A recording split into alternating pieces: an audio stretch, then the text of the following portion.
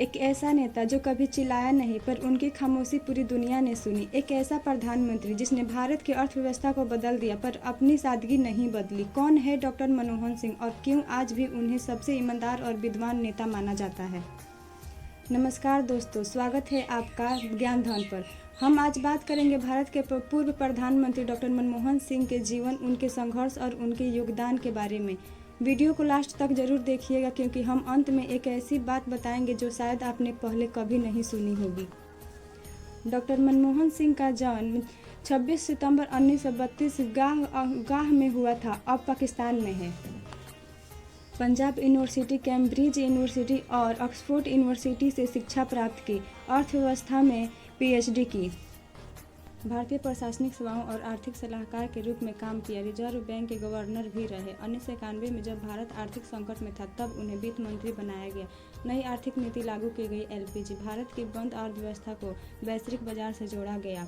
2004 और 2009 में प्रधानमंत्री बने। अमेरिका के साथ परमाणु समझौता किया। ग्रामीण रोजगार गारंटी योजना, मनरेगा सूचना का अधिकार, आरटीआई लागू किया।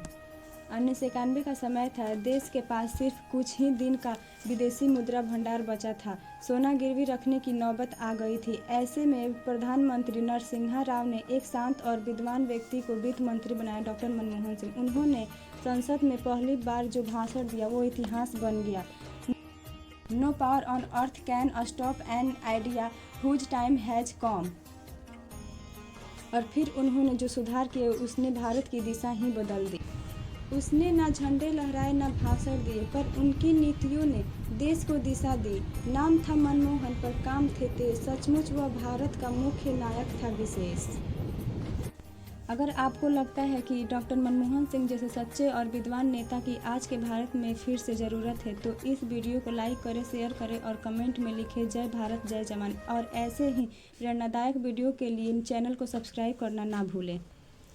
क्या आप जानते हैं डॉक्टर मनमोहन सिंह भारत के पहले सिख प्रधानमंत्री थे और उन्होंने अपने 10 साल के कार्यकाल में एक भी दिन छुट्टी नहीं ली। धन्यवाद दोस्तों, मिलते हैं अगले वीडियो में एक और प्रेरणादायक कहानी के साथ। तब तक के लिए जय।